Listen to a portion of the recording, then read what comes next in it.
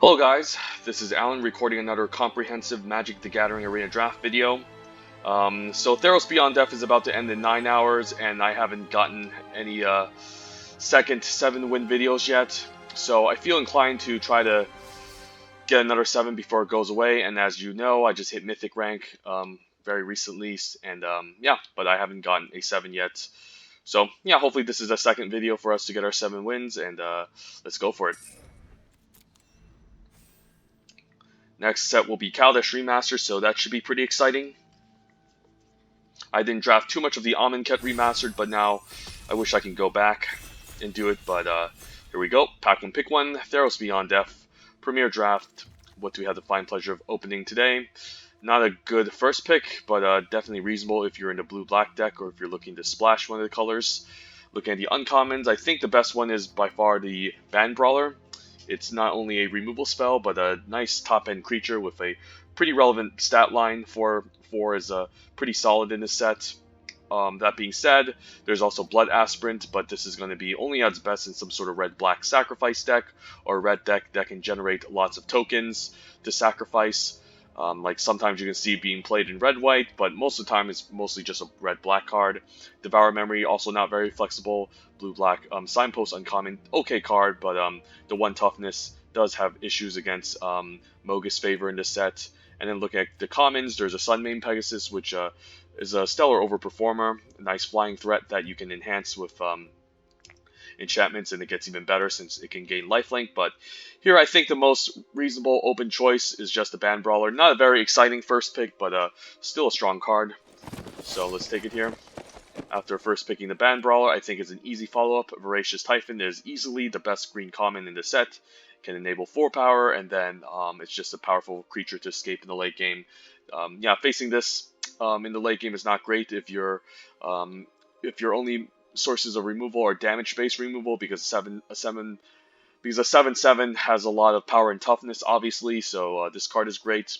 Alternatively, what else is there? There's a Venomous Hierophant, which is a great card too, a great black common that can help enable escape, and then a 3 power, 3 toughness Death Touch can usually deal with most threats that are on the ground. Is really difficult to attack into and block. There's a Blight Breath Cataplepus. If I was more focused on Black Devotion, Agonizing Remorse can be a solid 1-for-1, a decent way to snipe an escape creature on the early on, or snipe a bomb. But here we're just going to take a Voracious Typhon, follow up our Band Brawler as quite possibly the best common in this pack, and the best green common in this set. Okay, do we want to deviate? There is an Entrancing Lyre being passed to us, which can pretty much go into any deck, and this is just a solid removal spell.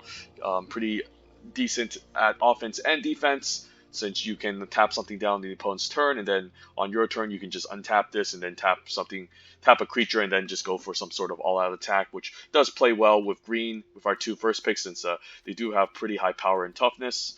Staggering Insight can almost be a mythic uncommon in this set, as long as you can assemble the combo pieces, get the Karametra's Blessings, the Starlight Mantle, the Flyer, and then attach a Staggering Insight onto it to protect the Flyer, and then this can run away with the game.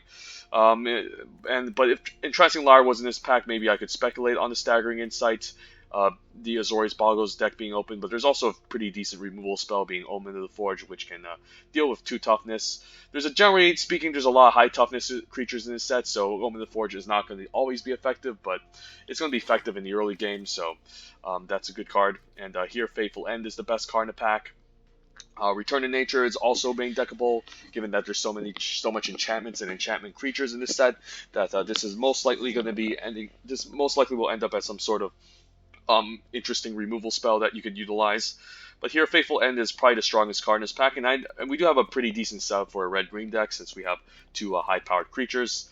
Faithful End is just a solid removal spell. 3 damage instant speed is really good, and then the Scry 1 ability is really relevant in the late game if you're trying to, or late or mid game, whether or not you're trying to hit your land drops or find a spell that you need to cast. So yeah, this seems great.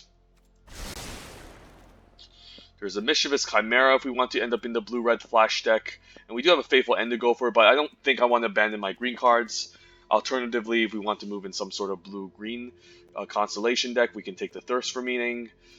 We can end up in blue-white, green-white with the Helios Pilgrim to search an aura. So there's multiple directions we can go do, but I don't think we're abandoning green, so I don't really want to take the Mischievous Chimera. And besides, red-blue does require more setup than the other archetypes. So between Thirst for Meaning and Helios Pilgrim, which one do we want? I mean, I think blue could be the worst color in this set, and unless you open up Utopia, I don't really think it's worth going into blue-green, so I guess I can rule that out. So, yeah, Helios Pilgrim seems fine. We can end up in white-green, and we can pick up some Dreadful Apathies, and this can search for it, so that's great. Here, just an Omen of the Forge, fine removal spell. We did pass one up earlier for Entrancing Lyre, so it's a sign that red could definitely be open. Alternatively, nothing else great in this pack, not even a blue card to follow up our Thirst for Meaning if we took one. But the Omen of the Forge is quite good, so we could just end up in red-green Power 4 Matters. We'll see. And late Iroh's Blessing, so this is a great sign that red is definitely open and should be the color I should be leaning on. Even though we first picked 2 green cards, green could still be cut off in our direction, and we might want to just switch into blue. So the Iroh's Blessing is great here. I'm not going to lie. And yeah, we could even pick up an Underworld Rage Hound later, which is a fine escape creature. So we'll take it here. Okay, there's a Glimpse of Freedom. Maybe the blue-red flash deck is open. I mean, we were just past the Shimmerwing Chimera. Generally speaking, I'm not a big fan of blue-red flash, but I'm also not a big fan of red-white aggro in this set. I mean, it can definitely work. Like our Helios Pilgrim can search the Iroh's Blessings, and then once we search it, that can be quite nice. And Glory Bearers does have synergy, I guess, in red-white since you can pump your tokens. So I don't actually hate the idea of maybe leaning more towards red-white, more than red-blue flash, or this isn't even that great. I'll take the Glory Bearers, and I'll take a Blood Aspirant as a nice uncommon. Pretty nice if we still end up in red-whites, since we tend to generate tokens in red-whites to sacrifice. And then we also have an Omen we can sacrifice, Faithful End we can sacrifice if we have a sacrifice. I mean, Iroh's Blessing, which we can sacrifice if we have a sacrifice outlet. Seems like a pretty interesting card. And then here, well, that is a late Hero of the Pride. Okay, so maybe red-white go wide can be open, and that's pretty fun. Alternatively, there's a Aspect, which is okay, but maybe we just end up in red-white aggro all along. And I guess if we still end up in red-green, the Stampede Rider can also be pretty decent.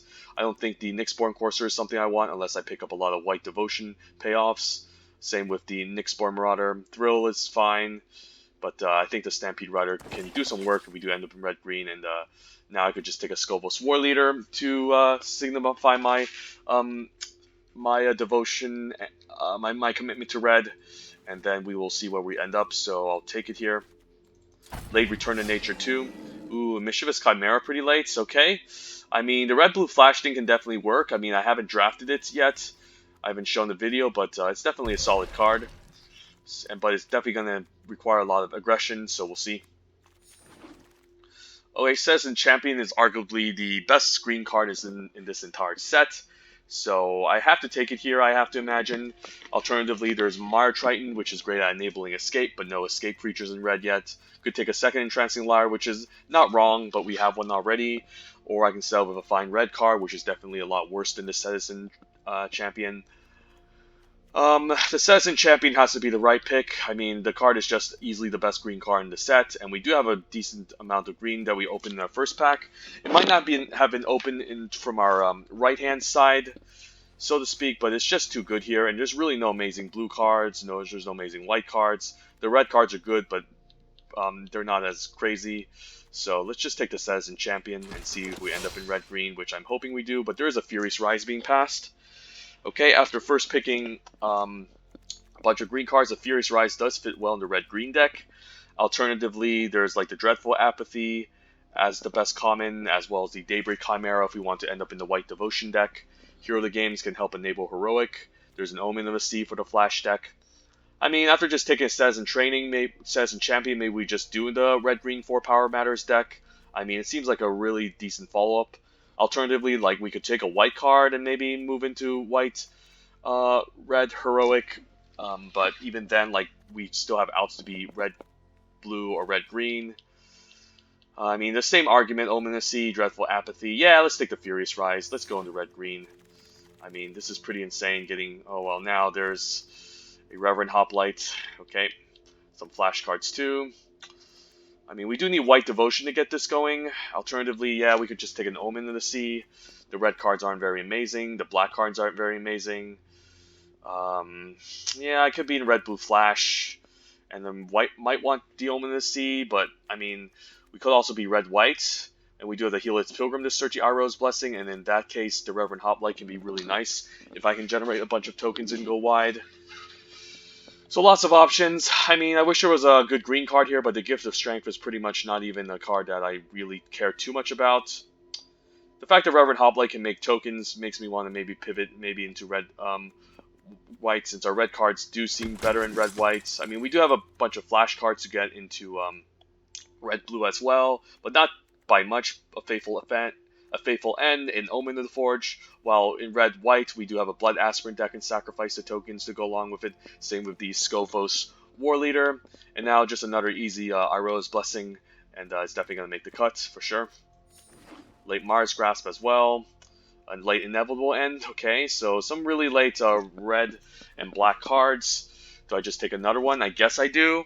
I mean, I'm not committed to green yet, but the Elysian Caryatid can help with red-green. The Inevitable End is this great removal spell, but I'll take as many Iroh's Blessings as possible if you want me to. And then I guess I'll take a second Skofos War Leader, or just another Oread. Maybe just take a second Oread, Skofos War Leader, and yeah, Mischievous Chimera, or so now it's a choice between red-green or red-blue, I have to imagine. And with Citizen Champion, I think it's just too powerful. Like, we do have a couple of flash spells, Omen of the Forge, Faithful End, but honestly, I think it's red-green. Stampede Rider, yeah, I think it's red-green. The Legion Caryatid is really nice in the red-green deck, just allowing us to ramp. And yeah, Citizen Champion is too good. Let's just take it here. Blue does seem like the more open color, but now it's just an easy Anax. Hoping I can get maybe a Flummox Cyclops later. So, yeah, we'll see. And another Omen of the Forge, another Hero of the Pride too. So, yeah, we have all the removal spells, but I think the Citizen Champion is again too powerful that I don't really want to pass up on it. But we'll just take another Omen of the Forge. Do I regret passing up the white cards? Not really. Could take an Oread. I think Citizen Skirmisher can be okay too in a deck like this. We have a decent amount of enchantments. We're looking to be quite aggressive in red-green. The Blood Aspirant is not going to be as amazing, but could use like a fine 2-drop sack outlet. So I'll take the Citizen Skirmisher, and could even take the Wings of Hubris to allow our large creatures to fly across to get an attack in. So this is great. So yeah, multiple directions, red-blue, red-green, red-white, but I think red-green is where we want to settle after taking the Citizen Champion. It's just too strong. Red-white could have been a thing too, but we don't have any bombs in whites. Now that card's amazing. This is also a great card, but yeah, I mean, do we want to pivot? I mean, I don't think we can pivot into black. Black was severely cut off in both directions, so I don't think it's a pick here. So the best card is either like Alcid or Banishing Light for us, or I can just take like the Nylea's Forerunner and say screw it. But we do have double Skofos War Leader already, so it's not like we need a red or green card. So I guess we speculate back onto white, and I might as well take a Banishing Light. I don't know, it's pretty sad first pick, but we'll take it. And then do I take a Hydra's Growth? I do like the Underworld Ragehound though, just as a fine escape creature we can get back. Although again, we're not trying to enable escape synergy, it's just great. Alternatively, Hydra's Growth, which is a fine card, but honestly it's kind of all in. Triumph of Annex can also be fine in the red-green Power 4 Matters deck as well, but I just want to pick up more 2s and be aggressive, so we'll take the Underworld Ragehound here. And then our Elysian Caryatid can be quite nice, allowing us to ramp even more. So I guess we can play even more expensive stuff. And Skofos Mazeborn, although there's a Warbriar's Blessing.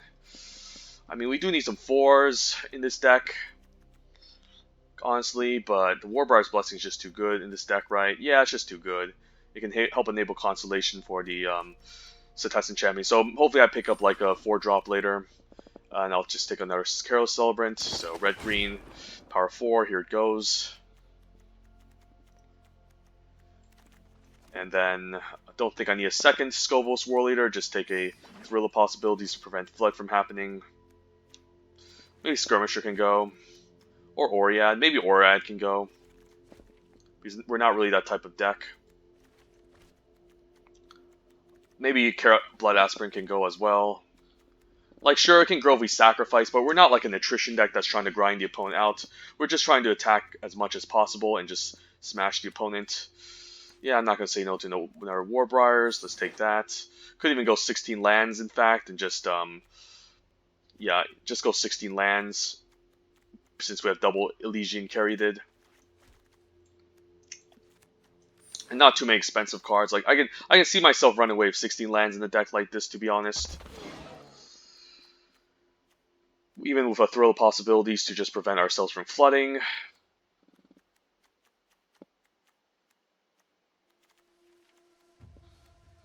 The Furious Rise is quite nice. And we have Iroh's Blessings to enhance our creatures too, which isn't bad. I mean, I could just cut the Thrill and just keep the Furious Rise in a deck like this. And just go 16 lands like this, and hopefully the Furious Rise can trigger enough times for us to draw cards. We have multiple directions to go to in this draft.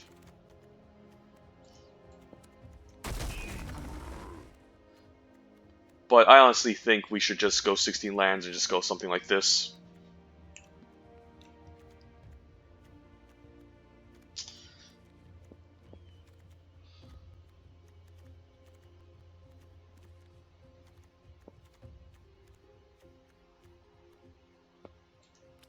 "13 creatures, though. We are lacking creatures. So that can be a problem. But we keep getting these Scovos War Leaders for some reason.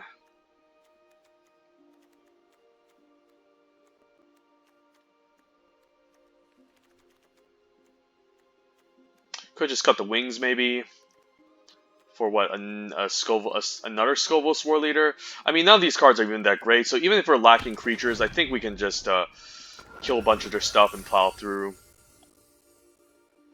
So yeah, let's just go for it. I'm not going to waste any more time, because we're losing time. Let's just cut maybe like...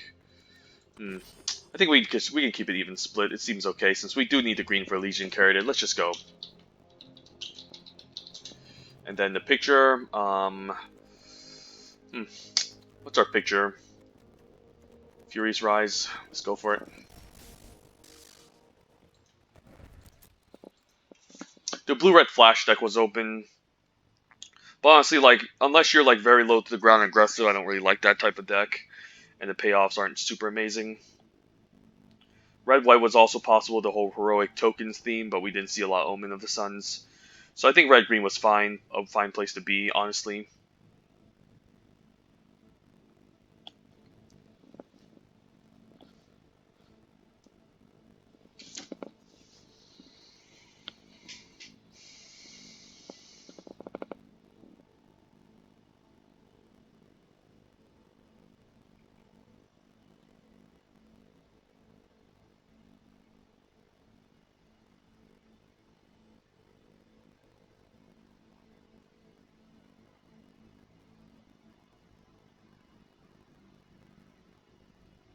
There was no bombs in blue, no bombs in white. So I think it was, again, fine just sticking with red-green, and since we took a Citizen Champion on our second pack, pick 1. We should have enough removal to hopefully clear a path and just win the game with a large creature.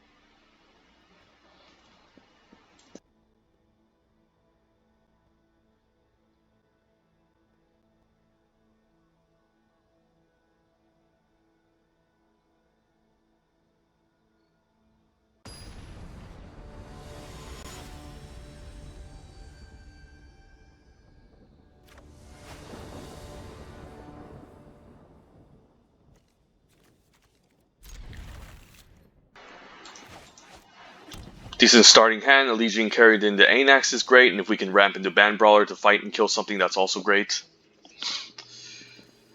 Yep.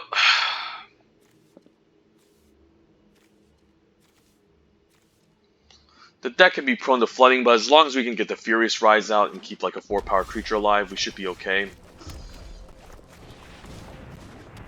Next turn I could Anax, or I can just play out another Legion Caryatid.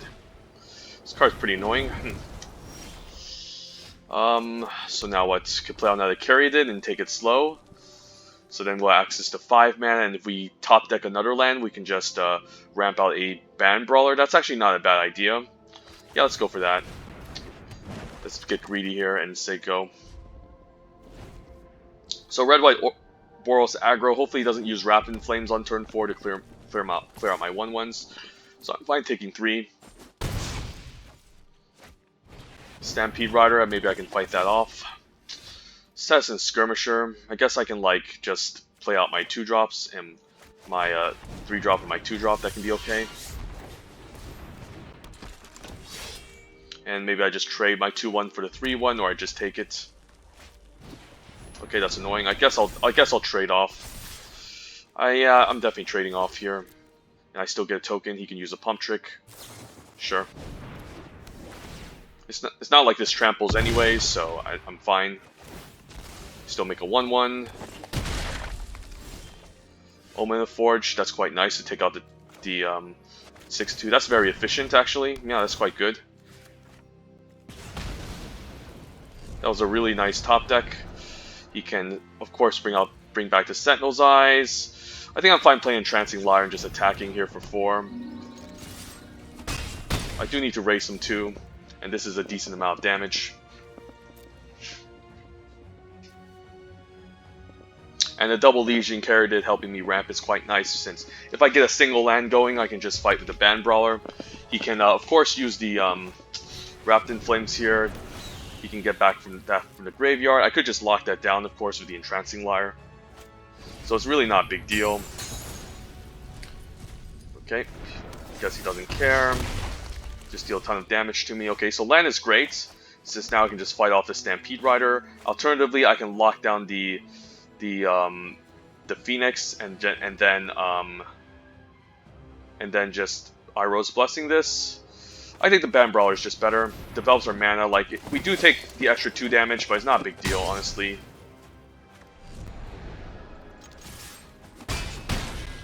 It just puts a 4/4 body that can race the opponent even faster. So hopefully he doesn't have like a million pump tricks in his hand to close out the game, because we pretty much stabilize here with our board presence.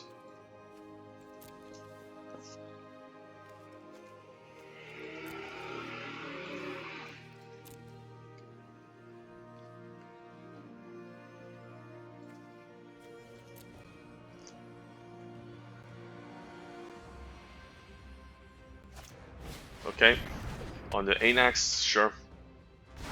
Ooh, the Lyre. Okay, so I guess he's planning to win the game with the Flyer, but I'll just use the Iroh's Blessing to finish him off. Seems to make sense. No sack outlets, so we can't use this Carousel Run, but this is fine. We can, yeah, we'll just put on a token. Why not? And this is lethal. 4, 5, 6. Yeah, this is lethal.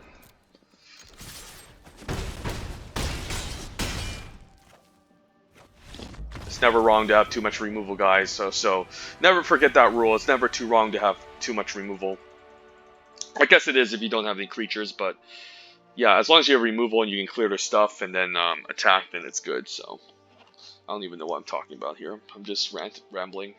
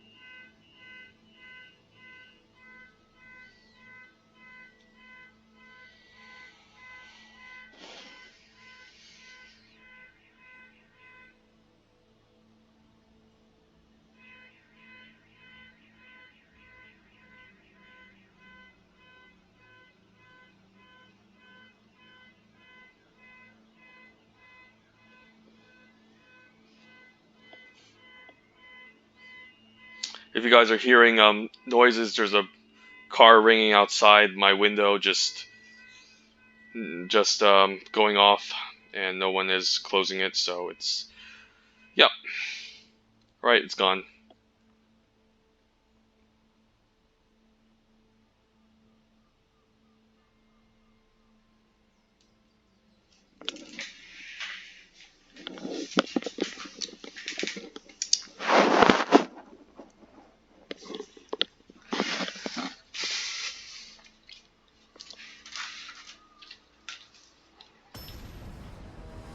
Okay, that took a long time.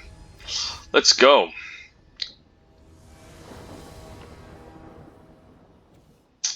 Omens are not bad. We can drop a Furious Rise on 3.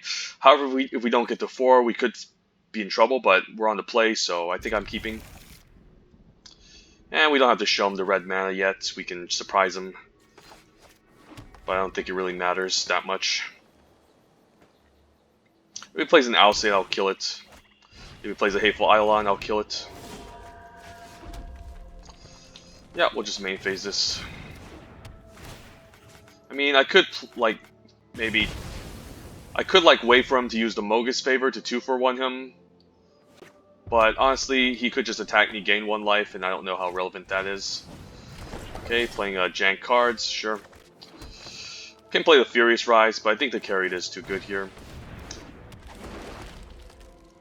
Land into the Nihilious Forerunner, into access... No, land into Ferocious Typhon, access to Omen of the Forge can be quite nice. Can see maybe a Mogi's Favor to take out my 1 toughness creature. So then he didn't have to gain too much value off of this Hateful Eidolon. Okay, is this the all-in card? Nope. I thought you could have the all-in card, the one that makes your creature into like that gives a creature +3/+3 and must attack every turn. That wouldn't be bad against my Voracious Typhon. He probably has a removal spell here. 2, because he's hovering over. Yeah, wow, Faithful End. I'll take that. Yeah, Legion carried it, eating a Faithful End. That's not bad. Another land would be great, and a land is great. So let's play the Voracious Typhon. Next turn we can play the Furious Rise and start extracting value that way. But if the opponent's going to use all of his precious removal spells on a bunch of cheap creatures, then that's good. He can make 2/1/1s, but I don't care about them. Furious Rise can be nice to leverage card draw. 4/4 Cyclops is annoying. I might even just trade this off, maybe, or not. Just play out the Nihilious Forerunner, or play Furious Rise, keep up Omen. I feel like I can still take 4 here. Like, I think my deck is a lot more beatdown than he is.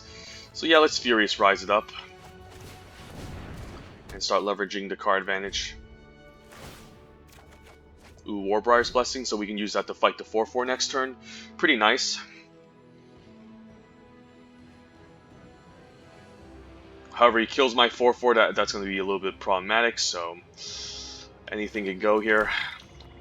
Maybe I should have just played a Nihilious Forerunner first, but yeah, if I don't have anything to fight with this, then it's going to be a problem. Definitely going to take 4 from the Flummox, and next turn try to fight this off to gain value off of the Furious Rise. I guess I'll fight the Nightmare Shepherd instead. Okay, I'll take 4 if he wants to attack. I guess he's going to Mogis Favor onto this, maybe. Yeah, there's no reason to block this. I need to fight off the Nightmare Shepherd. I assume he might have an Omen of Dead to get back. That's the reason why he's playing it out now. Which I don't know if that's correct, but... Ooh, how about Iroh's Blessing? No, I guess we need to gain value off of this, so I think this is correct. Otherwise, we're just losing too much value not using our mana. I mean, the cards we exile, so just say go. No attacks. Hold off the 4/4.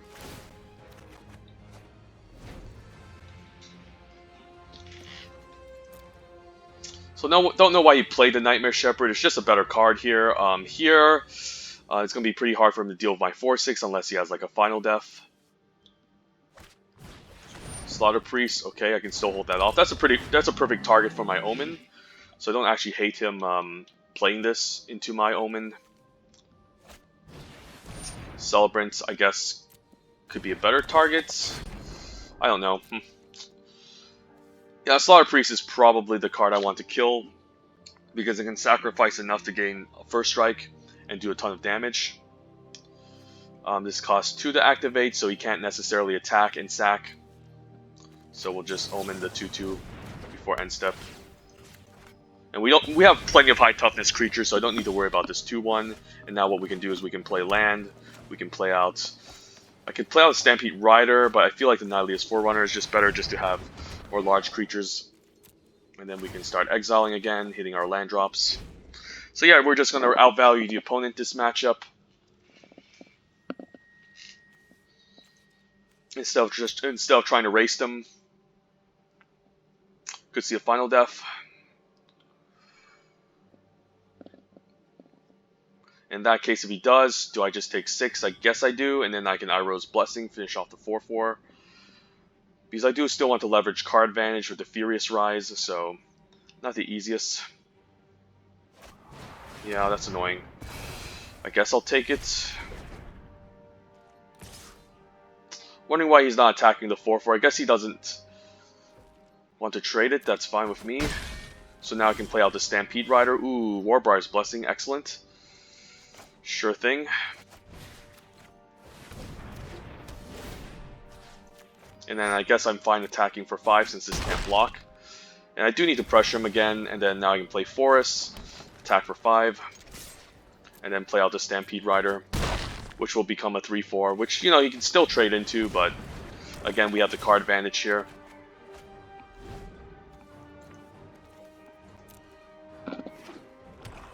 I mean, I can still take 2 here. Again, he's just...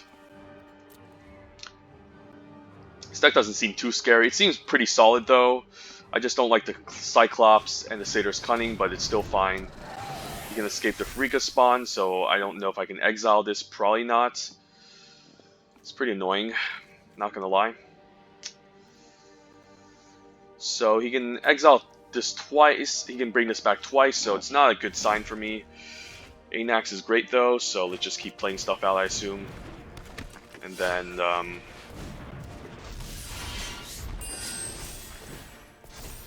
I guess losing the, I guess him bringing back the Pharika spawn isn't a big deal, because I can just make a bunch of tokens at the end of the day that I can just sack to the Pharika spawn. So I guess it's not that big of a deal.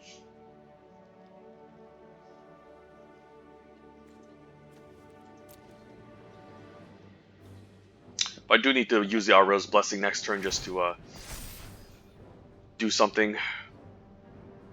I could also just take 3, and then I can use the Iroh's Blessing to get in a huge attack. Maybe that can also be okay.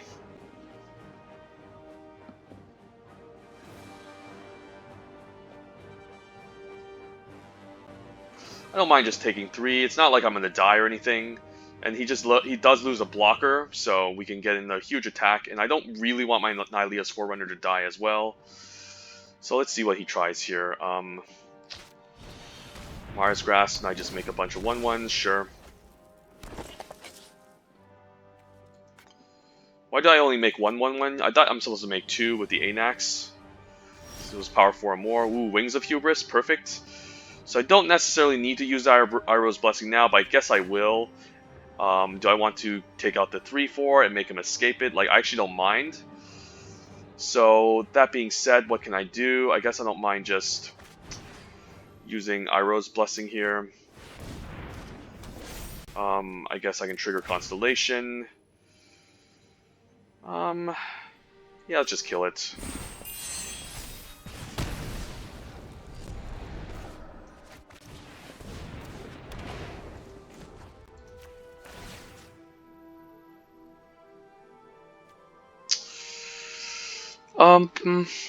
I mean, it's gonna trample anyways, right? Let's just put on Nihilious Forerunner.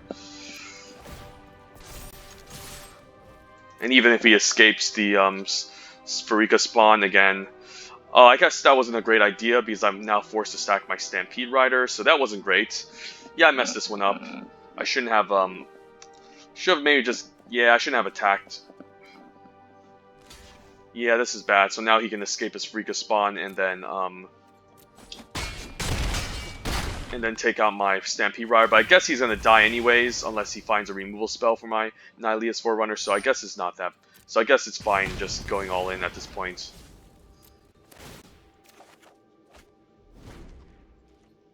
Yeah, even if he escapes this, I still have a 3-4, and the Wings of Hubris can still fly us over and get in for lethal, so yeah, I guess he's just dead.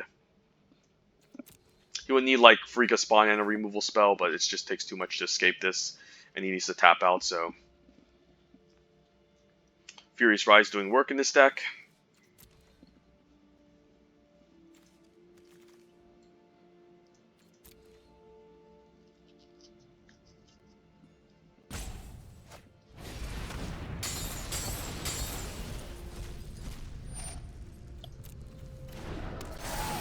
Yeah, let's sack the Stampede Rider.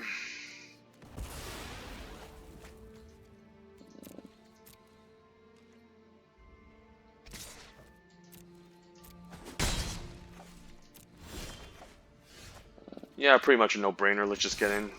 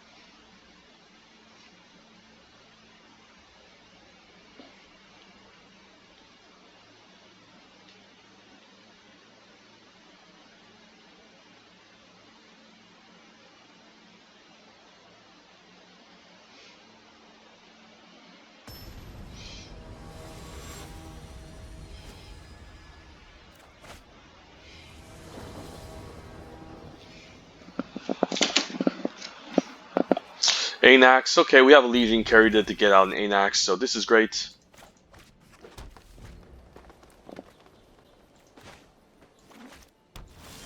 Going to have to play Mountain here because then I can play out Anax.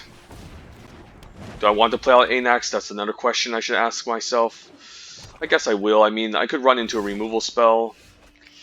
So, let's say I want to not play Anax. Is that a great idea? I'll have access to a Kero Celebrant and Omen end of turn, which is fine, but, you know, getting it out early is fine enough, I think. And then here, he can just flash an Omen. He can't counter it, so Anax is just a strong card. He can find a Mars Grasp on the Anax, but I still net a 1-1 off of it. So not sure if this was correct, but it is the most mana efficient, and then there's really no need for me to keep up 2 mana unless I need an Omen of the Forge. But, yeah. Alright, this is interesting. Do I just play out the Kero Celebrant? I guess I do, just to enable Devotion on the Anax. And then I can try to attack with him. Okay. Alright. Not bad.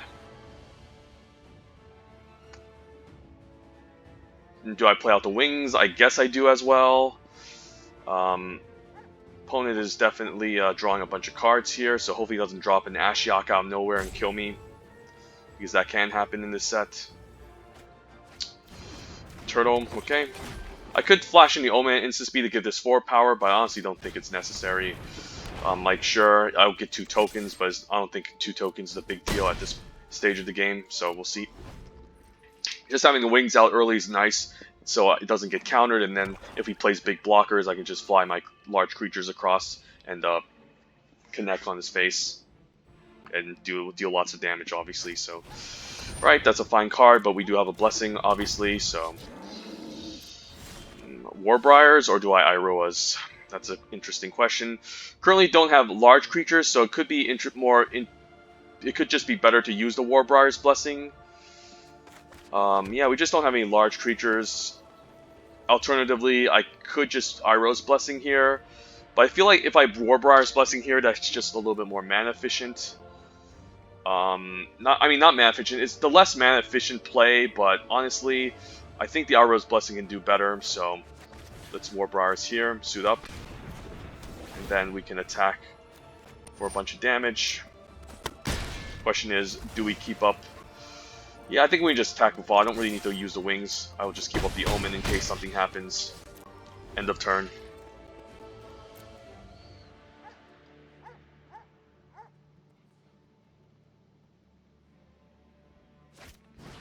Morphosis, yeah, can't avoid that. Not the best removal spell, but still decent. Could keep the land in hand in case there's a there's a aspect of Lamprey, and then just keep up the Omen. Didn't have the attack from Anax, but I was just clicking too quickly.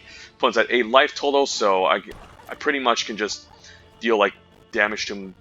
Deal 6 damage to him and finish him off with an Omen of the Forge, so that's not bad.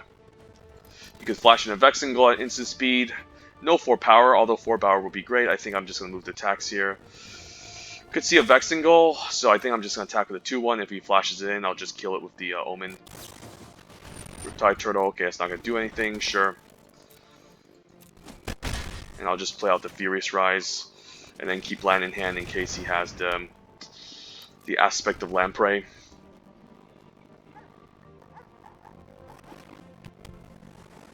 So he doesn't have a Vexingle to ambush my flying creature, so he could be in trouble.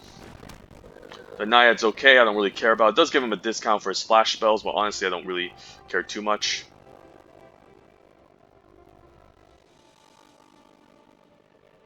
Opponent might be debating whether or not he wants to use a removal spell here. Sure. So our ground creatures are definitely not going to get across, so I'm happy I actually got the wings here. And then, yeah, I'll just keep the cards in hand. He could also have another aspect of Lamprey here, being really annoying. Alternatively, I could also Iroh's Blessing the 2-3, but I'll save that still.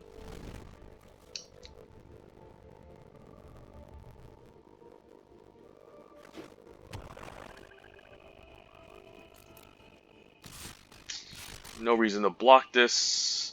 I mean, I'll just block one of them and take 2, so...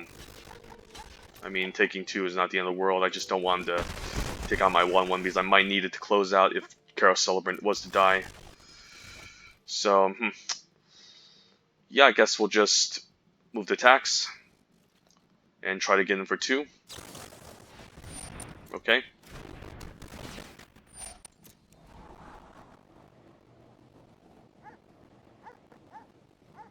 He could find a Final Death on top, which he probably did, since he topped it, so pretty interesting.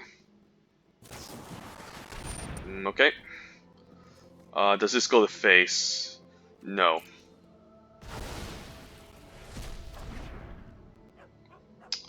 In that case, so I just want to Iroh's Blessing onto the Caryatid, or I can just Iroh's Blessing onto Anax and give it 1 power. Is that reasonable?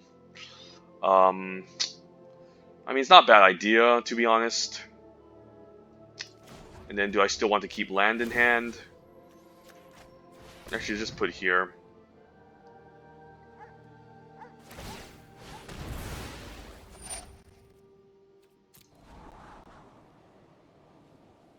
Yeah, I could just Omen of the Forge's Face end the turn and just use the Iroh's Blessing next turn to finish him off. So let's just pass the turn. And I'm just going to keep lands again against the, the aspect of Lamprey, which he probably has. Okay, if he wants to keep using them, sure, and I can still take 2.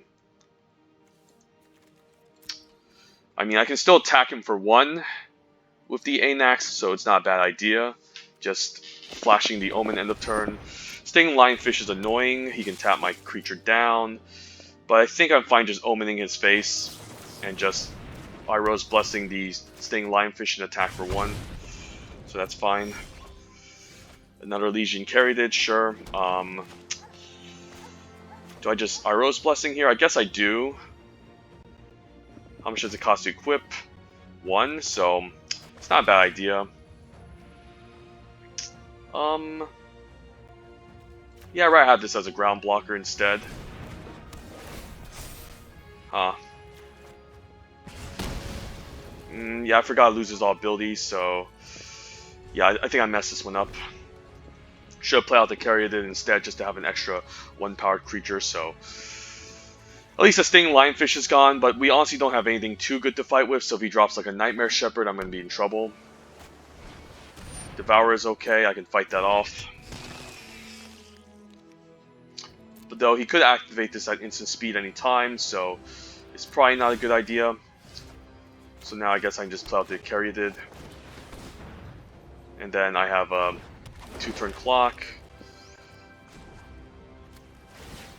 I can also just sacrifice the Omen end of turn.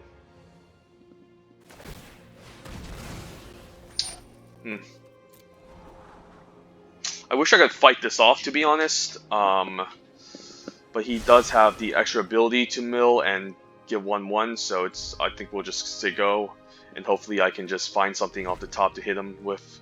So we'll see. Thirst for Meaning, okay.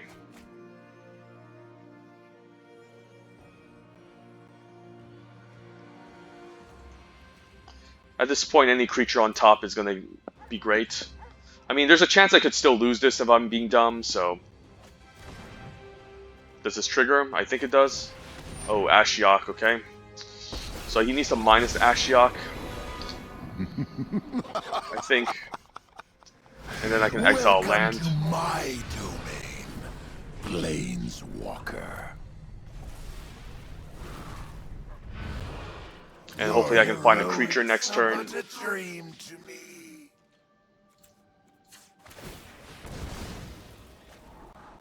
Ooh, Voracious Typhon. So hopefully it doesn't exile that. Actually, Faithful End is GG, so we'll just keep that on top instead. Because it can go to any target, so let's not be idiots. Let's just fire it off.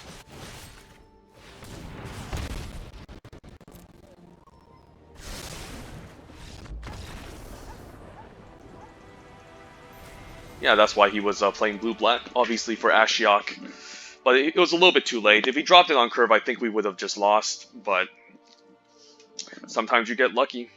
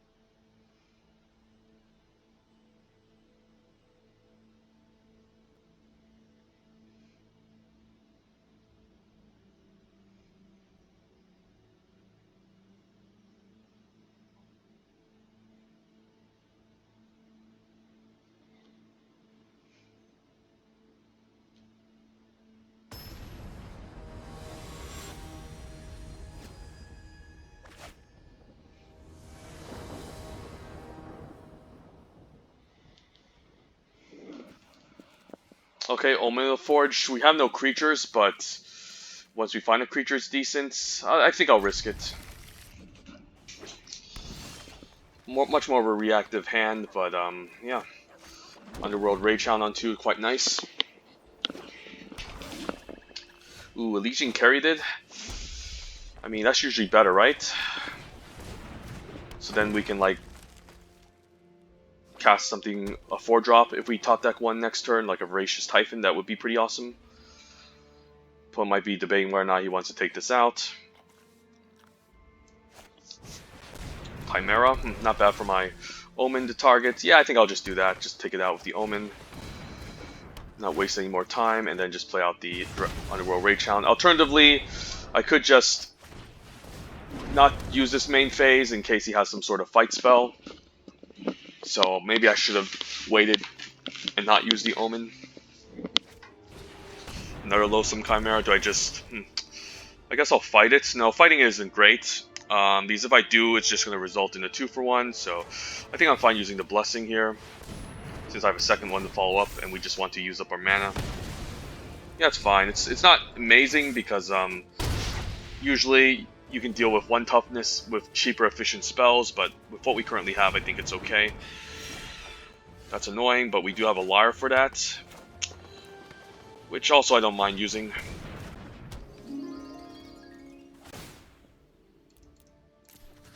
And we'll decide whether or not we want to use it next turn, untap it next turn or not. I guess I also have mana for the Band Brawler, so never mind. But, okay. Yeah, we'll take action since I'm planning to maybe just fight this, or I just play out Anax. Anax can be quite good, but... Ooh, yeah, I forgot. Yeah, let's just play out Anax. Yeah, I don't need the Warbriar's Blessing this. Yeah, I'll tap for 2. I'm stupid. I don't even know why I untapped it. Yeah, just keep it up. Just to prevent 2 from happening.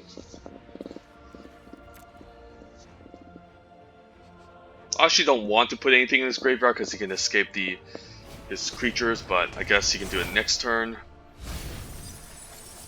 Ooh, these were all pretty good cards. No, let's not untap the Lyre. Yeah, I'll get the Underworld Rage Hound back, since, yeah, it's sometimes, just, helping your opponent escape can be kind of bad sometimes, especially with this, Underworld Rage Hound, so, yeah, I would recommend, yeah, the binding's not that great since it also helps the opponent escape, so you kind of give them a window to help them escape, so it's not that great of a card. But it's pretty nice if you can cast it early, but if you can't, then, yeah, if the opponent has an escape creature, you actually help them cast it, so it's not a card I like too much. Spawn's obviously pretty broken, but we pretty much can just lock it down and win the game, so... Yeah, let's just go out with style, maybe. I mean, go in with style. Play a million Iroh's Blessings and just finish the opponent off with 4 Power Matters, so... Awesome, so currently 4-0. Yeah, this deck could just easily get to 7. Pretty much a straightforward red-green Power 4 Matters Ferocious deck. Ferocious is a mechanic in Khans of Tarkir where you're trying to enable 4 power, so this is great.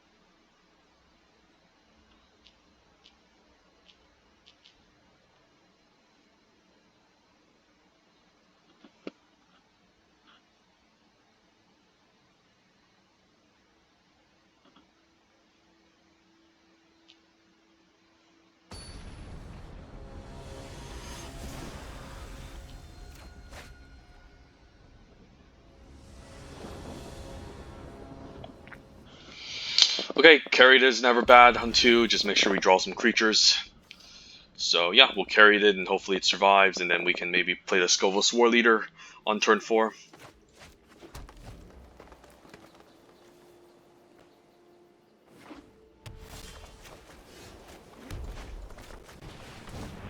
Hopefully he doesn't answer this, because this is quite nice just to ramp out our big boys early on and give us the extra mana to maybe play a Typhon if we top deck it. So we'll see. Birth. Okay, I mean, we can lock down the wall pretty much for 0, so if he makes the wall next turn... Ooh, Anax. Never mind, we'll just play Anax and attack for 1. And then we can Scovos next turn, and then... that's not going to give enough devotion attack past the wall, but it's still a nice body to have.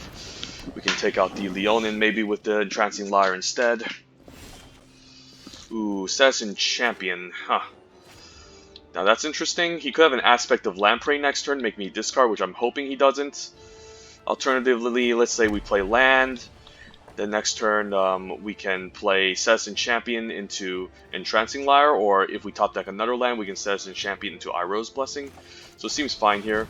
And then I'm just going to stay back and not attack, because if I do attack, he's just going to trade, and this is trading down.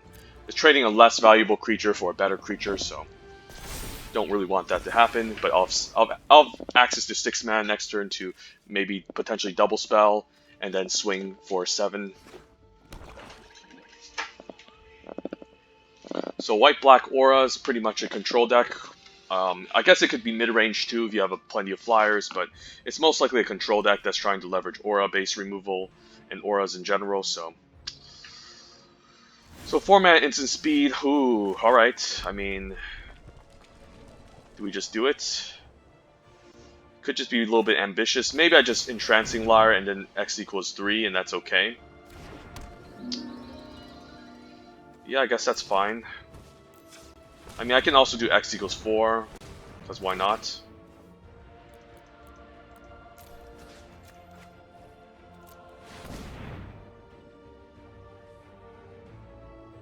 And then I can just attack with a 4/5 in case he has some stupid trick.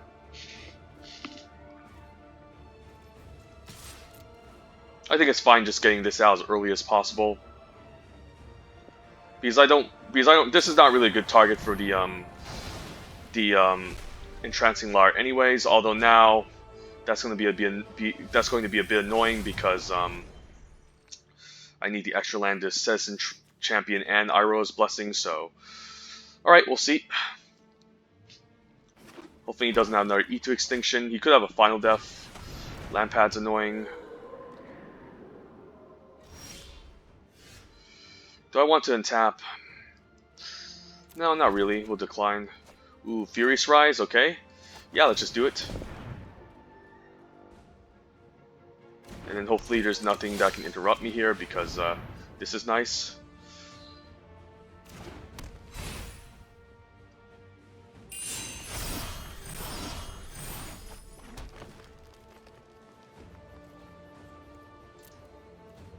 You could have a removal for a Citizen Champion, but at least we drew a card off of it, that's what matters.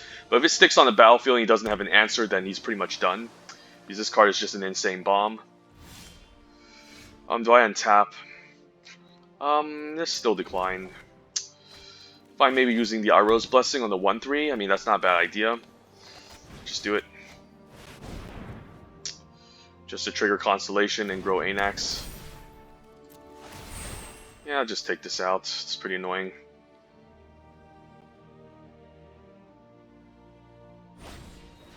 Sure.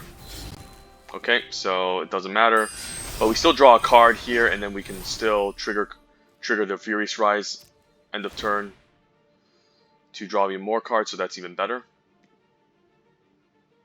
Opponent could have like a Cloud Dream Trawler here, so that's also a reason. That's also kind of scary. He's going to like 6 colors. 4 colors, I mean, not 6. Sorry. This, I mean, the Iroh's Blessing, it could imply that he doesn't have any removal or anything, so so it could be reasonable to maybe just untap and then tap something, or the 3/1 is still very annoying though. I think we can untap it, and then we can move to tax, and if he has something, then I can just easily, just respond with the Faithful End, or the Lyre. I mean, honestly, I can just Faithful End now, but, maybe just say go, and then, yeah, we'll just say go. I mean, it's not like we're losing card advantage, because I just want the 4/4 to just start generating, card advantage here with the Furious Rise, so then we can maybe play another large creature. So that's fine.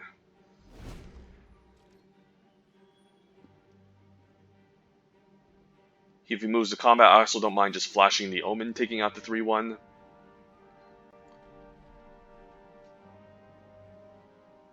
And I also have access to Faithful End.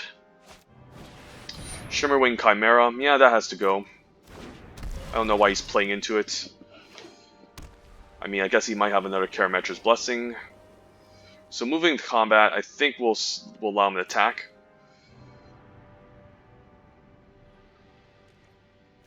And then we're just gonna flash in the Omen, target the Shimmerwing Chimera before end step. Obviously he's gonna sack it, so.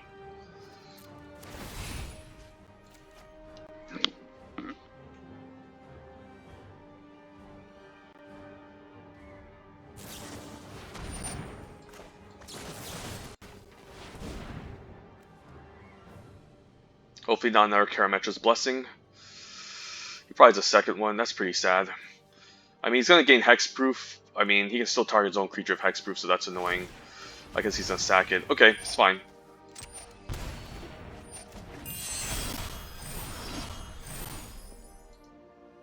I could stack the Omen, and I think it's okay since I should have a Kara Celebrant to provide devotion for Anax anyways. And now, yeah, we don't have to draw a bunch of lands. And we can say go. Iroh's Blessing is great, so I can now Iroh's Blessing the wall away. Although all my creatures are large already, so I don't really see the need to use it. So, yeah, I guess we'll just tap down this for 3. And then we'll just swing both. I didn't have to swing the 2/2. That was unnecessary.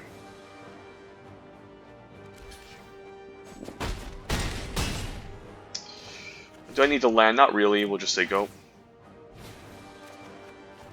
Wings is nice. That can help me close out by flying over. So yeah, the card advantage from Furious Rise is basically going to make me win this game.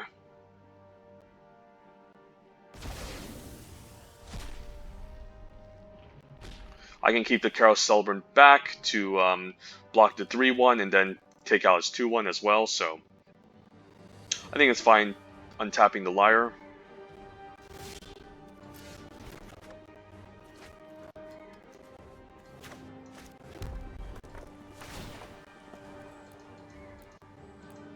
I'll pay 4. Because we have all the mana in the world. So I might as well pay 4. I can play out the Wings of Hubris. Attach it onto, I guess, Anax. And then I'll keep the 2/1 back to block the 3/1, and then it can kill off the 2/1 if he decides to attack. So this is fine. Let's just get in there.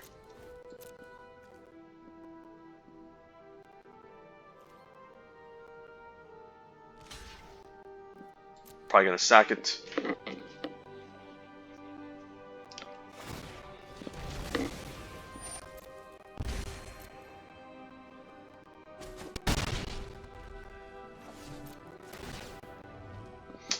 I guess his only way of winning is maybe dropping some insane boards, maybe like Shatter the Sky and then have me deck myself, pretty much. Or play maybe play a Dream Trawler, but then I can still block the Dream Trawler with my large creatures, so, okay. It's gonna take out Anax, sure. I mean, he needs to get rid of it, he needs to interact with it somehow. I'll make 2/1/1s. Why is it only 1? I don't understand.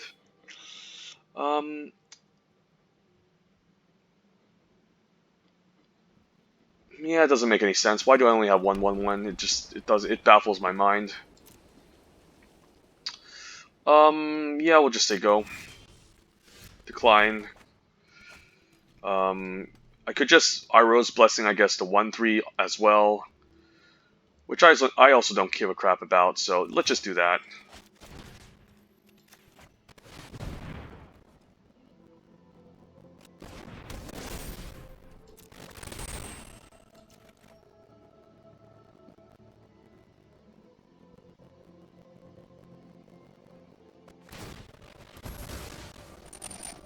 I mean, it's being really annoying anyway, so that's fine.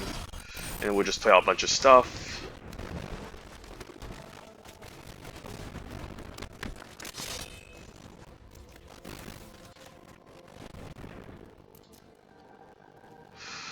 Yeah, just swing the team. Like, what's the point? Why am I even, like, staying back at this point?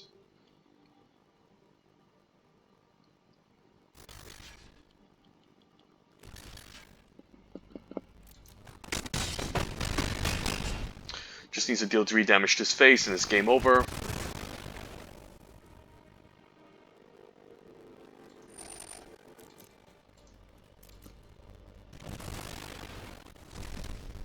Yeah, unless he drops Dream Trawler, I don't know if he can win. But even if he has Dream Trawler, the problem is that he's forced to chump. So, I think we got this. Staggering Insights, yeah, and we can't even attack with it, so... Yeah, we got him. Easy match. So 5-0 with a red-green deck, okay? With Sets in Championship, Furious Rise as our value engines. Not bad. Elysian Carry did also doing a lot of work by helping us ramp. 2 copies is pretty amazing in red-green, since with power 4 you can just add so much mana. And haven't had a game where I completely flooded out as well. Most of our curve has been really consistent so far. Anax also showing up in a lot of our matches, so doing really good, and that's 40 gems. Let's keep playing.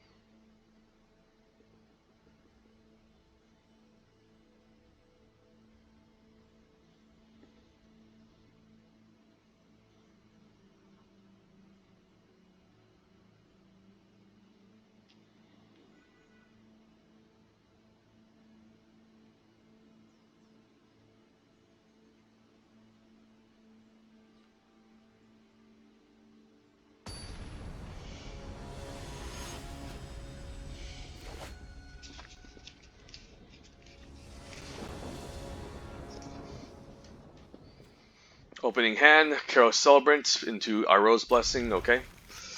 Seems solid. Again, you can never have too much removal. I mean, I'm sorry, I keep saying it, but yeah, I guess you can have too much removal. There's times when you want a little bit more creatures than removal, but honestly, if you have like 10 removal spells in your deck, it's kind of pretty much set.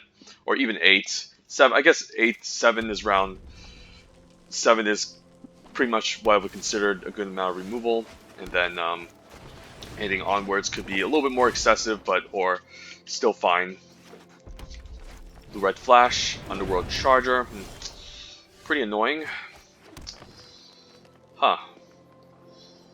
Let's just play this. The test says in Skirmisher. Don't think I'm attacking, because I could set up an Iroh's Blessing next turn and do a ton of damage. I can also just put a 2-1 to hold off the 3-1, which is also not a bad idea. Or alternatively, I can maybe set up a Warbriar's Blessing. This becomes a 3-2. I guess I can Warbriar's Blessing the 3-1, so I guess I'm fine taking it. Or I just play out this Stampede Rider. Let's just move the attacks. Yeah, I'll just race him. He's missing his land drops. I should be able to do more damage to him over time. He has all his mana open, so there's a chance he could have like a Starlight Mantle, which I do need to play around in a deck like this. Because Blue-Red Flash plays all that annoying stuff. So I can definitely outrace him here. Let's see what he tries. I'd be pretty happy if he untaps here, but okay. Guess we'll move to combat. Could just see a Vexing Goal, maybe?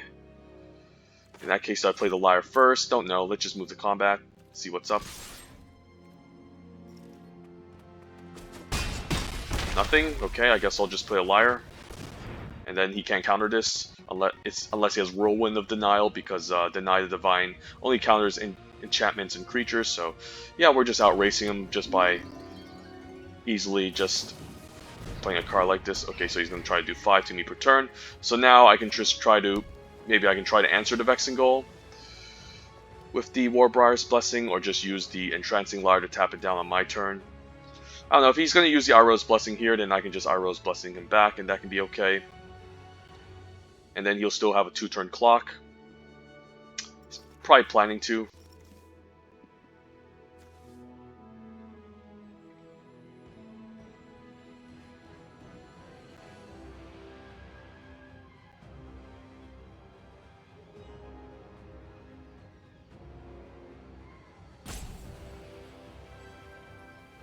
I guess I could have also just kept this Chaos Celebrant back. Okay, that's good. So now he's playing around my 2-1. Sure.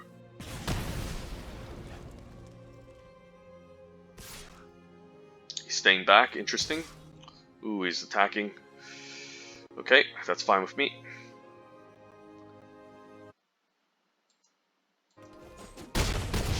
I don't mind using Iroh's Blessing on my Chaos Celebrant as well, because if he kills it, I can just kill the Rage Hound. So this seems really nice. And I think I'm going to attack, of course. I don't know how he can deal 5 damage to me out of nowhere, but this is fine. So he needs to play a block, or else he's just pretty much dead.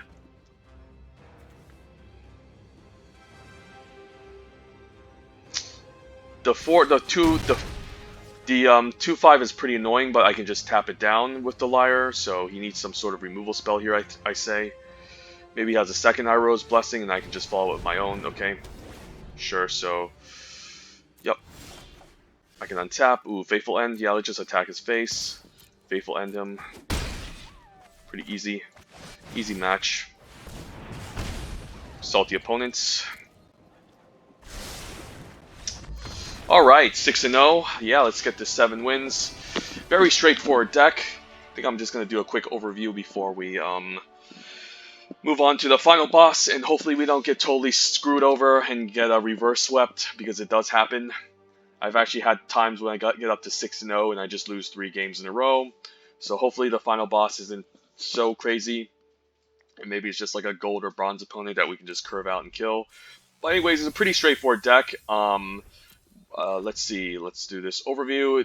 Just essentially red-green aggro, where you're just trying to curve out with lots of early game creatures, and then use removal as tempo to get some damage across.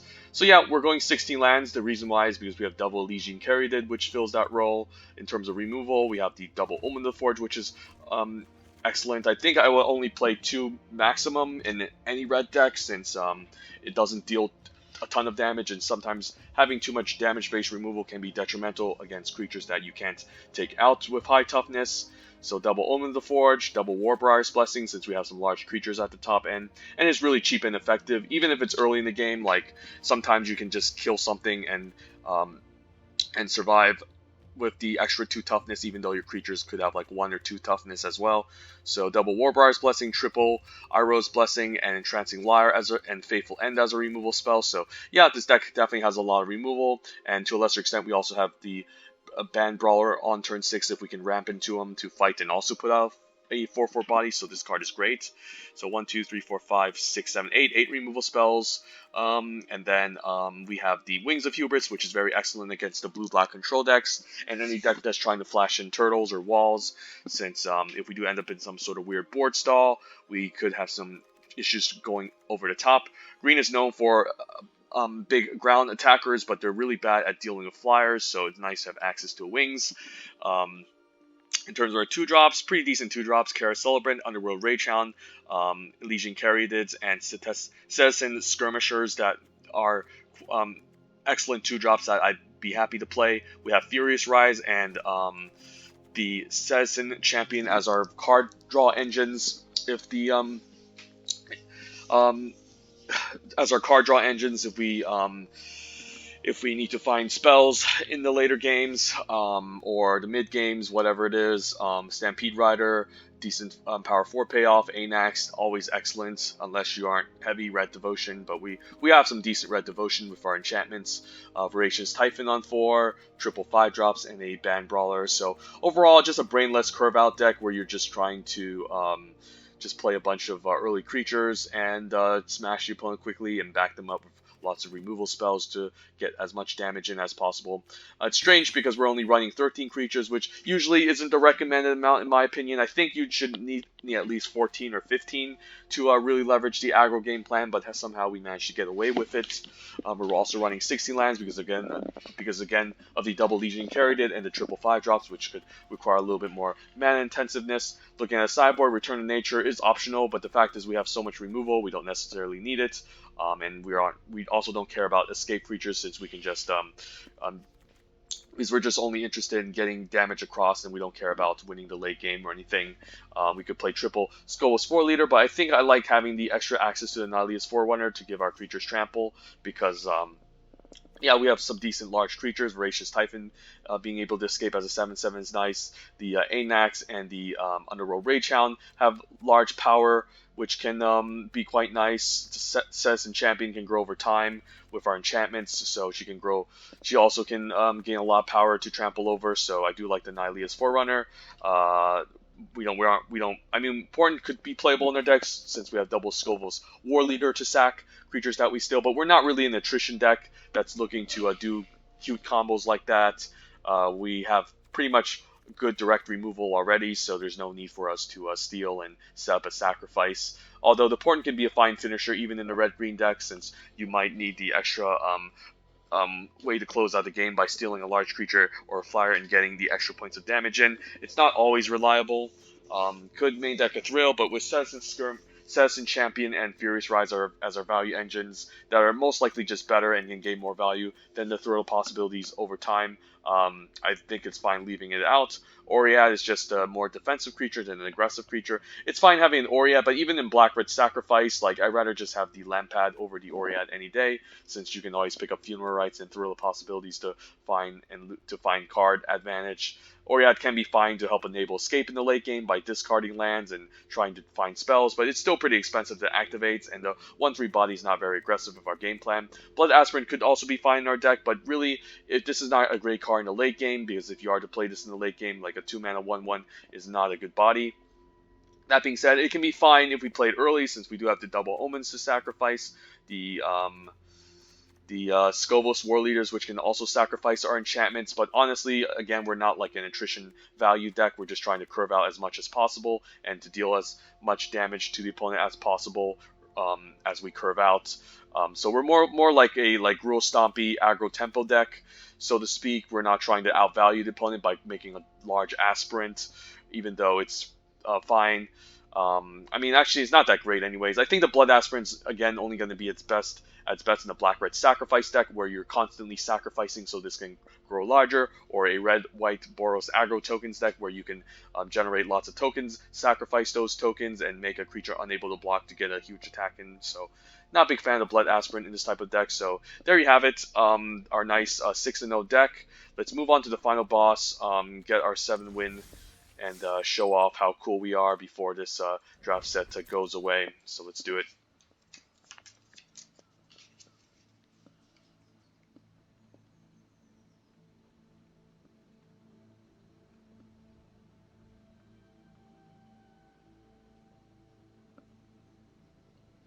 The fact that Iroh's Blessing also adds power and toughness makes it a very good removal spell, and I mean a very versatile spell that gives us that enhances our creatures for our 4-power toughness theme, and also kills a creature, which is very powerful.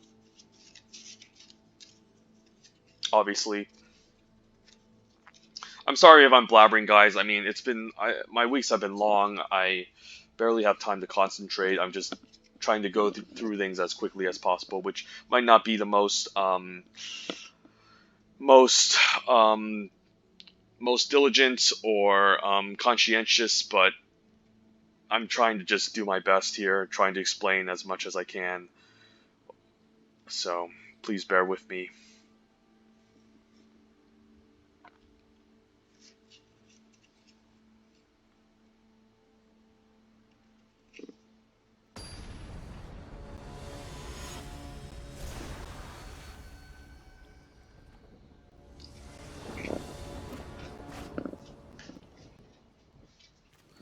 Okay, well, we have a potential turn 4 Voracious Typhon if we get a single land drop. Omen can help us play defense, and we're on the play. So I think we're keeping. Typically speaking, yeah, this is a better hand on the draw, but I think it's still fine. Do we want to show him the red mana? Like, I actually don't mind just showing him red, so he could play around our Omen a little bit more. And there's some circumstances where I actually felt like it was better to not play out the Omen and wait until he tries to put some stupid enchantment to blow him out, but I could just Omen next turn if I don't get a 3-drop, so we'll see. I mean, I could just Omen now, but I'm fine just taking one and then maybe using it on a better creature. But the Moss Viper is pretty annoying against my Voracious Typhon, halting it from attacking, and it's kind of a decent target for me to just take out, so I'm fine just taking one and then seeing what he plays, and then I can play Omen, and then if I find a 3-drop, then I'd rather just play that, so let's see. Because we do have Iroh's Blessing lined up on turn 4 too, or turn 5, depending on whether or not I get my land drops, so I think it's fine just using the Omen here, so we can get this annoying Death Toucher out of the way. He could use a Gift of Strength, of course, to grow this, but that's fine. Just gotta get rid of this annoying Death Toucher while we can, so we can start enabling ground attacks eventually. Could also sacrifice the Omen if we don't get our land drop next turn to help us curve out better, which I also don't mind. So yeah, just curving out like this will allow me to sack the Omen next turn, and yeah, probably have to sack the Omen to find our land drops, so we don't get completely owned. And we can just deploy our 4 and 5 drops, so I'm probably going to keep 2 lands on top, but I'll probably bottom some creatures. But I'm going to be pretty pissed if both of the cards on top are lands that we need, because I'll be wasting some valuable scry. Okay, so if he passes and does nothing, I'm quite happy, so let's sack this. Get some scry going. Give me 2 lands, please, but... I mean, give me 2 creatures so I can bomb them, so I can hit my land drops instead. I think that's the outcome I kind of prefer in this circumstance.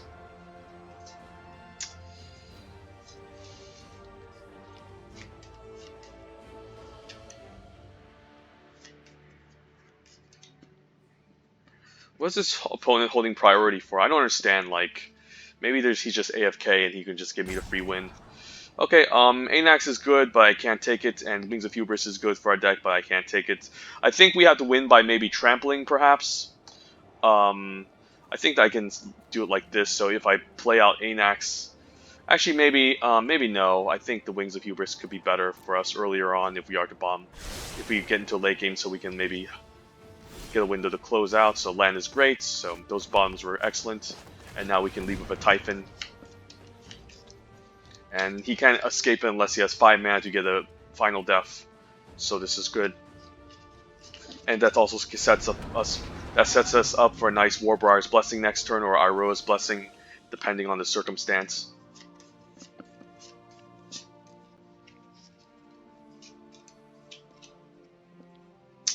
So yeah, opponent's AFK, or just wasting my time. I honestly don't know. Okay, that's not really a card I care too much about. Ooh, Milda's Nesting Hornbeam. He might just grab it. In that case, I do need to find a way to answer it. So do I need to set up a turn where I need to Iroha's Blessing? I need to could make this into a 5/5 and then fight this and Omen it? Probably not. I don't know. Let's just attack for 4. And then we'll just pass, maybe. I don't really think this 2/3 is a problem. Just save the Warbriar's Blessing for something else. The Nesting Boar could be a problem, though. So there could be a turn where I Omen it and I also Warbriar's Blessing, suiciding my 4/4, which isn't great. Then it's Hierophant, that can be Iroh's Blessinged, so I don't hate the self-mill. This also implies he doesn't have double green, so I actually don't hate him milling his forest. And I'll take 2. So yeah, I think I'm fine getting attacking even if I top deck a land. Like, sure, I can develop the board, but just hitting in for 5 is really nice here. And then taking out this 3/3 Death Toucher is also nice, so a little bit bad against Final Death, but it's okay, and I am definitely going to play the land to play my 5 drops. And if you use Aspect of Lamprey, what do we discard? Maybe just the Omen and one of the creatures. Maybe the Omen and Nihilia's Forerunner. Yeah, but him missing the second green is going to be a little bit problematic for him, I think.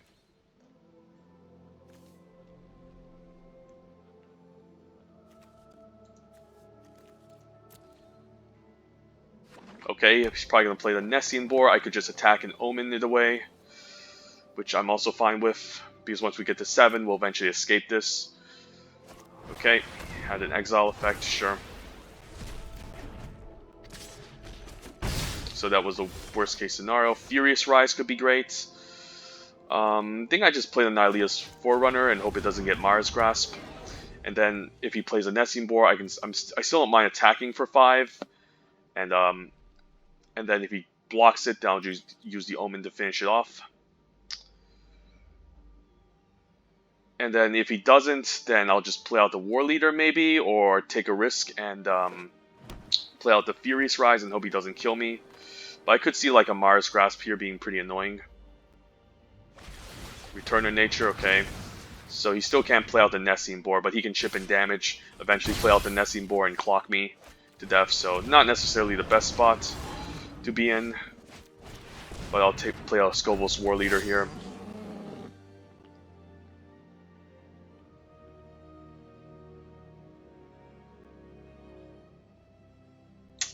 So I could just play out the Skovos War Leader, fight off the Ferocious Typhon. If he plays a Nessian Boar, I block it, it dies, and then I can Omen it to finish it off. That seems pretty decent.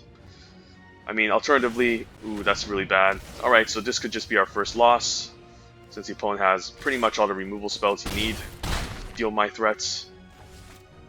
And yeah, this isn't looking good. Alright, so the opponent decided to rope me and still manage to get away with it. Yeah, I don't think I can win this. I mean, I could just play out the Underworld Rage Hound and then fight off the 2/3, and then trade off the 3/3. It doesn't seem good. Alternatively, yeah, Faithful End isn't going to do anything, so this is probably my only best option here. It's not a very good one, but I'll try it.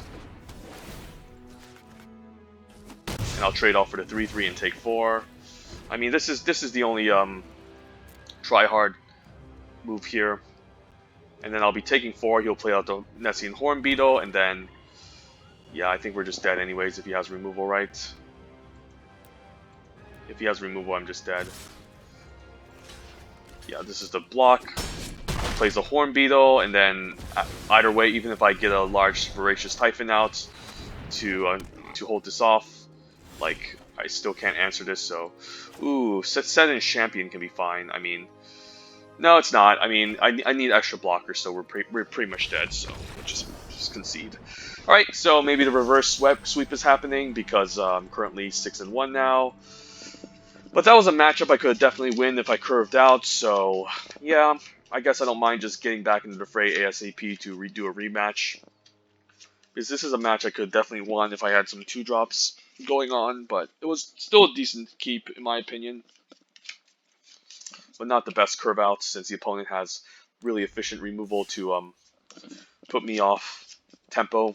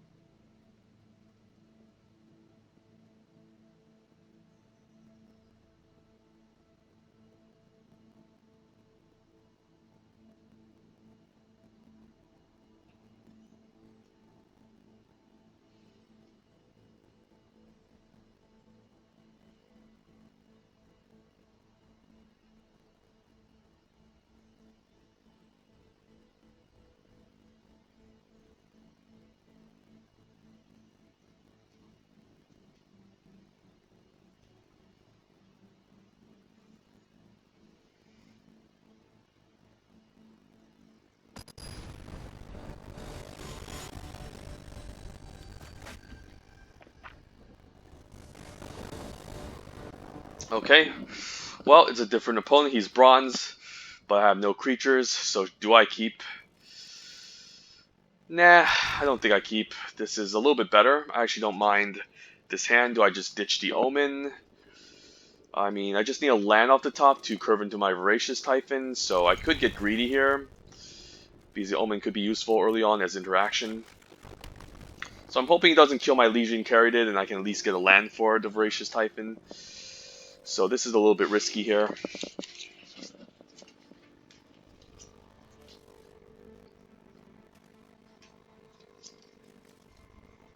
And if I can pressure him enough, maybe I can close out the game that way.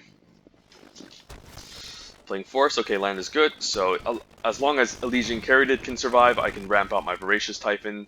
If it doesn't, then I'm going to be quite unhappy. Okay, that's a fine card, don't mind fighting off. I could Iroh's Blessings this, but I think it's better to just play the Typhon out. And then this makes it more safer. I can now Iroh's Blessing, taking out the Destiny Spinner. Okay, he's going to take out my 1 power creature, that's annoying. I could use Entrancing Ladder to shut this down as well. Okay, I guess I don't mind attacking here to free roll him, and if he blocks, then I'm just going to use the Omen. Takes it. He did miss his land drop as well, so he's not in the best position. I can eventually just lock this down and attack for 4. Return to Nature, pretty annoying, okay. That was a nice main deck. But the opponent's missing land drops, so I don't mind just smashing in still. And then I can Omen the Forge and then scry it in the turn, so this is nice. Alright, so as long as opponent doesn't play anything crazy, then I'm good. I can scry into some action. But a 4/4 on the battlefield constantly beating you down with only 2 lands is definitely going to be a problem. And in red-green, you're both mostly damage-based removal, so the Voracious Typhon is not going to be the easiest to deal with. Ooh, Stampede Rider, is that necessary? It's not that great, but it is a creature, and the Faithful End can maybe help me close out as well, so I'll try it. As a 2/3, I mean, it's going to be a 2/3 anyway, so it's going to be hard for him to deal with, unless he has his own Faithful End on turn 3. He finally gets his land drop. Hero, oh, okay, he can now get back to Warbriar's Blessing, that's really nice. I guess he'll die anyways, even if he fights it, because, yeah, even if he fights it, it will die, so I actually don't mind him just... Yeah, he's gonna die anyways. So it's not that great of a card. So now I can attack for 4, and then afterwards I can maybe use Iroh's Blessing, kill something, and then Faithful End him to finish him off. Gonna save the Faithful End for final face damage. Reynada, okay, I'll just Iroh's Blessing, kill it, and then Faithful End his face. Yeah, this should be just GG's eventually, just get all the removal spells, get our land drops, play the large creatures, and just smash. And now now he's forced to chump, and we have Faithful End to finish him off. So yeah, nice easy 7 wins.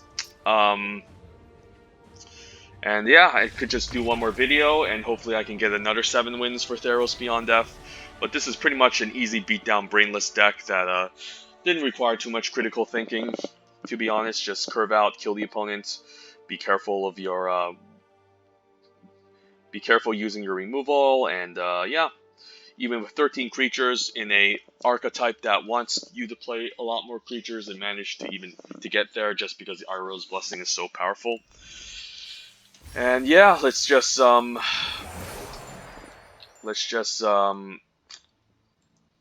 think I add to my deck list a million times already. Let's just crack some packs, claim our prize, and let's open some Theros Beyond Death packs and pretend we're drafting Theros Beyond Death. Pack 1, pick 1. Vanishing Light, probably the best card in his pack, and then the other 2 good cards in his pack, Commanding Presence for a enchantment deck that's looking to protect their enchantments is quite good, and then Loathsome Chimera for the escape decks is an excellent escape creature, probably the 3rd best green common overall, since it just has a lot of utility and it's easy to escape. However, it is a 4/1, so it does trade off really easy and it's quite fragile. So I would probably still take the Commanding Presence over the Loathsome Chimera because it just has a lot more upside if you play this in the right deck. This is mostly going to be in some sort of, again, Boggles deck where you can pick up cards like Karametra's Blessing and Starlight Mantle to protect your enchanted creature while it gets across the finish line. So, yeah, it does take setting up for the Commanding Presence game plan, but it's definitely very strong if you can get it going. Obviously worse than Staggering Insights, but still a good card. But easy Banishing Light keeps our options flexible, and it can also just target any non-land permanent, including planeswalkers, enchantments, etc. So, easy Banishing Light. Well, this pack is not great. There's a Wolf Haven that can help me ramp in the green deck, and then in the late game you can sacrifice this to generate a Wolf token. It also can trigger Constellation too, so Wolf Haven has a lot of utility. It's not a bad card, but it's not like super amazing or anything, but it's solid if you're in the right green archetype, like green-black or green-blue, which is looking to be more mid-rangey and grindy. There's the Incendiary Oracle, which is probably the best... it's probably one of the best red commons in the set. I would probably rate the best red commons Iroh's Blessing, Omen of the Forge, and then Incendiary Oracle. Some people say they would take the Underworld Rage Hound over this because it's escape creatures and all the escape creatures are good. But the fact is, Incendiary Oracle is not forced to attack. It can exile once it kills something, and then it can also pump itself in the late game. Like, it might be a 2-powered creature, but it can pump itself into a potential 6 or 5 power later on, and it can also prevent, like, opposing escape creatures from attacking you since they don't want their creature to get exiled. So I would definitely take Incendiary Oracle over Underworld Rage Hound, pack 1, pick 1, or if it's my first choice between those two. But yeah, it's not an amazing pack. Easy Final Death. Friendly Singer is alright. Ichthyomorphosis, pretty lame removal, but you might take it either way. If you open up a Dream Trawler, you might as well just take one just to have some sort of removal.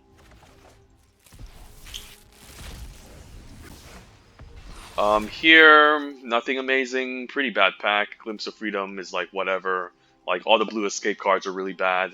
All the blue commons aren't very exciting either. And all the blue common removal spells aren't great. I've said multiple times, the only reason you should be drafting blue in this set is if you are either trying to play like blue-white Staggering Insight, where you protect your Staggering Insight creature, if you open up a busted blue rare, or if you're just forced to play the blue-red flash deck and you are forced to play some sort of aggressive flying tempo game plan, then you should be in blue. But other than that, blue is just probably the worst color in this set. Rise to Glory is excellent. This card can be a powerful 3-for-1. You return a creature from your graveyard. You bring out an aura spell to lock down a creature, and then also, it could even be a 4-for-1. For example, let's say you play your creature early and you trade it off, and then you play out your Mara's Grasp or your Dreadful Apathy to kill something, and then later on you Rise to Glory again, bringing back that creature and that removal spell. So yeah, this card is pretty bonkers. Don't sleep on this. Obviously, you need good auras, like good aura-based removal spells or aura-based enchantments to enhance your creatures, which can be quite nice. This card can be pretty nice for like the Pharika's. Not Pharika's, with an aspect of Land Prey or even Commanding Presence, if you're going to go that route. But yeah, this is a powerful card. It can be essentially a 4-for-1 if you're crazy enough, but it's mostly likely going to be a 2 or 3-for-1 for the most part.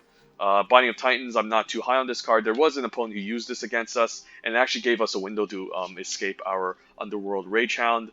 That being said, it's a pretty decent card if you can play this early, if you don't have too many ways to enable escape in the green escape deck. And then if you can snipe the opponent's escape creatures early with the Binding of Titans, it can be pretty nice to exile it. But in the late games, you do give them a window to escape the creature, and it's not going to be at best in every situation. It's a fine card, but typically speaking, a Funeral Rites could just be better because it doesn't give the opponent a window to escape.